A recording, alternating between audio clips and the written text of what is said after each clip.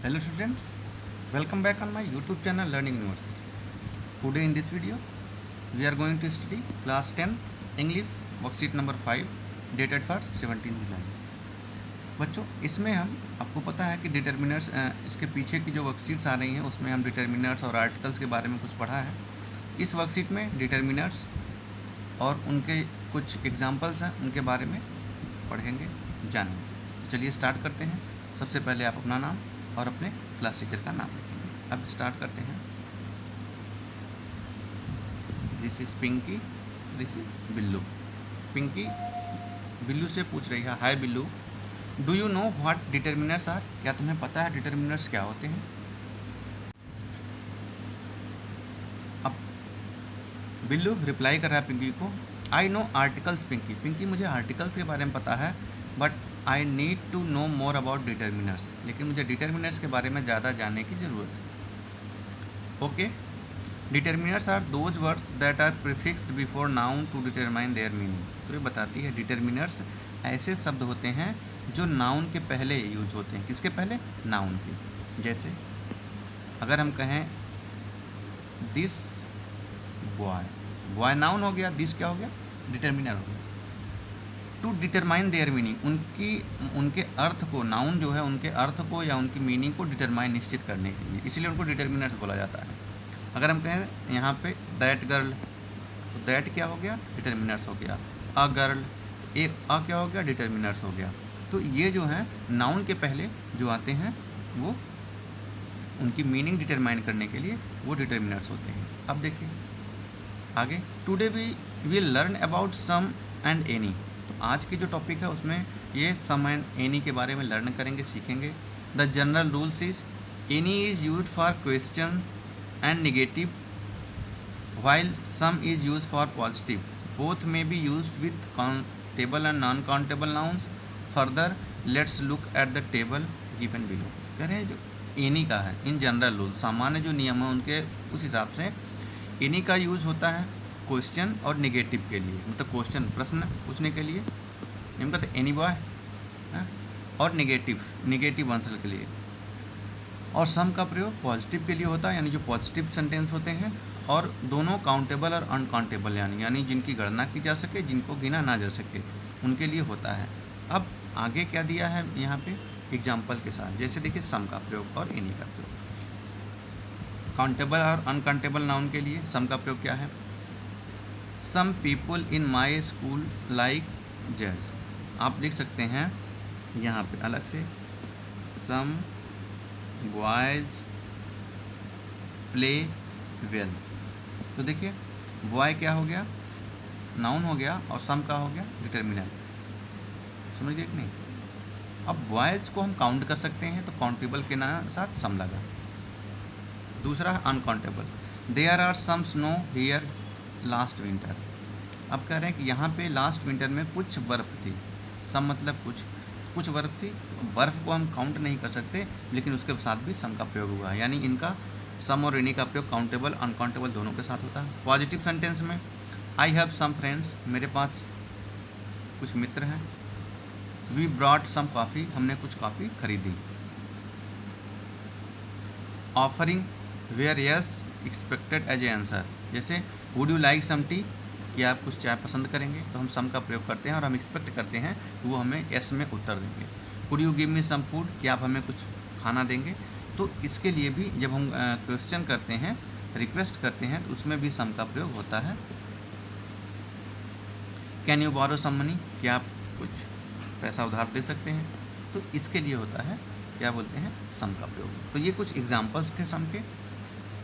अब एनी में आते हैं.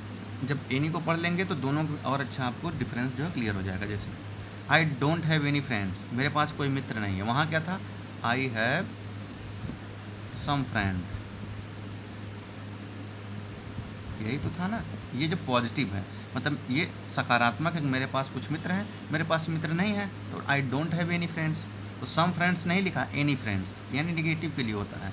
There is not any bread left, वहाँ पे एक भी ब्रेड छूटा नहीं, मतलब सारे ब्रेड ख़त्म हो चुके हैं, तो एनी का प्रयोग होता है. क्वेश्चन के लिए do you have any money, क्या तुम्हारे पास कुछ पैसे हैं?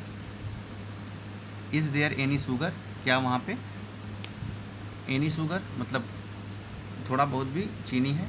तो एनी और सम का प्रयोग इस अर्थों में होता है।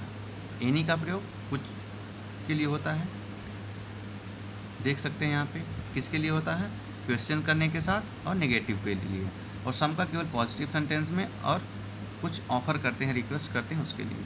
तो बच्चों आशा है आपको ये समझ गए होंगे। एनी मतलब जब हम किसी से रिक्वेस्ट करते हैं, जैसे हम कर सकते हैं have you any book on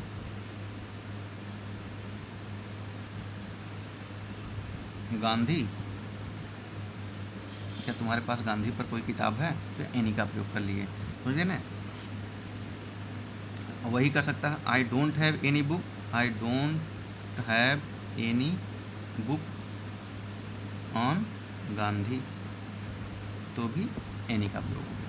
हाँ, लेकिन अगर इसका उत्तर सही से वो पॉजिटिव में देता, अभी तो नेगेटिव में दिया, नेगेटिव मतलब नकारात्मक में, मेरे पास कोई किताब नहीं है, अगर होता तो क्या होता कि I have some book on Gandhi. तो ये एनी और सम का रहा। अब हम चलते हैं कुछ इनको करेक्ट, तो हमें फिल इन द ब्लैंक्स करना है। Now we are really going to get some water, यहाँ पर क्या होगा, सम वाटर। लेंचो जब आपका पढ़ेंगे अ लेटर टू गॉड, उसमें some water. Since then Anne has been allowed to talk and has not been assigned any extra,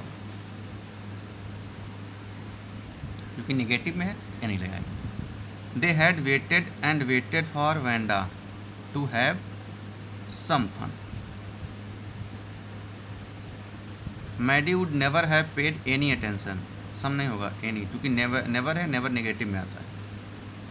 Wanda did not have any friends, क्या होगा, एनी फ्रेंड्स, पांचवें में any होगा। तो बच्चों हम लिख भी रहे हैं, कुछ बच्चों की शिकायत आती है कि सर क्लियर नहीं दिख रहा है, क्योंकि आपका जो वीडियो में रेजोल्यूशन है, आपकी वीडियो क्वालिटी क्या है उस पर डिपेंड करता है। तो कई बार नेट स्लो होता है तो उतनी अच्छी वीडियो नहीं आती है, तो आपको ब्लर दिखता है। तो आप क्या कर सकते हैं, जो हम बोल रहे हैं उसको सुन के भी लिख सकते हैं।